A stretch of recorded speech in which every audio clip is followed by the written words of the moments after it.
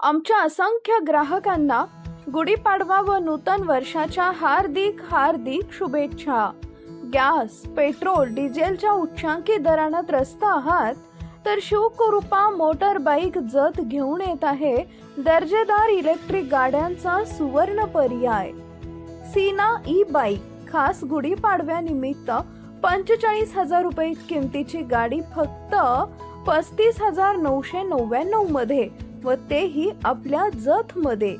Sina E बाईकची खास वैशिष्ट्य पूर्णपणे वॉटरप्रूफ, अद्यावत पार्किंग आणि cruise control, reverse gear system, सर्वात मजबूत fibre body, central locking system, no registration, no licence आणि सर्वात महत्त्वाचं नो पोल्युशन। एक वेळ अवश्य भेट द्या व हा गुढीपाडवा प्रदूषण मुक्त साजरा करूया।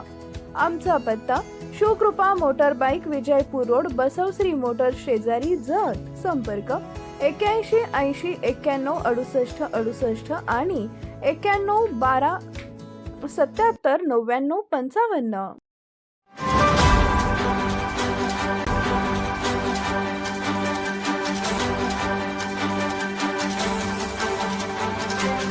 आपण पाहत आहात लोकशाही महाराष्ट्र न्यूज।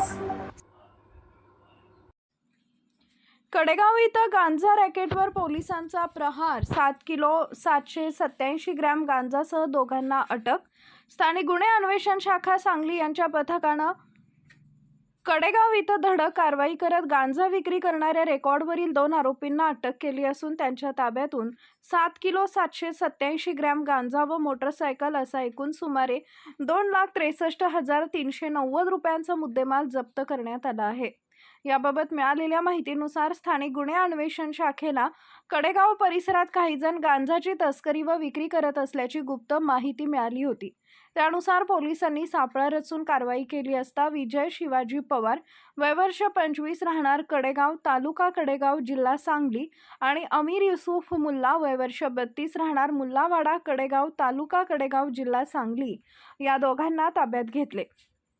तपासादरम्यान त्यांच्या ताब्यातून 7 किलो 787 ग्रॅम वजनाचा गांजा, जो कापडी पिशवीत व प्लास्टिक पॅकमध्ये लपवून ठेवण्यात आला होता, तसेच अंदाजे 50,000 रुपये किमतीची मोटरसायकल असा एकूण 2,63,390 रुपयांचा मुद्देमाल जप्त करण्यात आला आहे। ही कारवाई स्थानिक गुन्हे अन्वेषण शाखेचे पोलीस निरीक्षक संजीव झाडे यांच्या मार्गदर्शनाखाली सहाय्यक पोलीस निरीक्षक जयदीप कळेकर, पोलीस उपनिरीक्षक महादेव पवार तसेच पोलीस कर्मचारी संदीप पाटील, अतुल माने, हनुमंत लोहार, मच्छिंद्र बर्डे, अतुल माने, हनुमंत लोहार, मच्छिंद्र बर्डे, अरुण पाटील, उदयसिंह माळी, संदीप गुरव, रणजित जाधव, शिवाजी शीद आदींच्या पथकानं केली। या प्रकरणी कडेगाव पोलीस ठाण्यात गुन्हा दाखल करण्यात आला असून पुढील तपास पोलीस उपनिरीक्षक PR जाधव हे करत आहेत। सांगली जिल्ह्यातील अंमली पदार्थांच्या अवैध व्यापारावर आळा घालण्यासाठी पोलिसांकडून अशा धडक कारवाया सुरूच राहणार असल्याचं पोलिसांनी स्पष्ट केले आहे। लोकशाही महाराष्ट्र न्यूज चॅनलला लाईक करा, शेअर करा आणि सबस्क्राईब करा।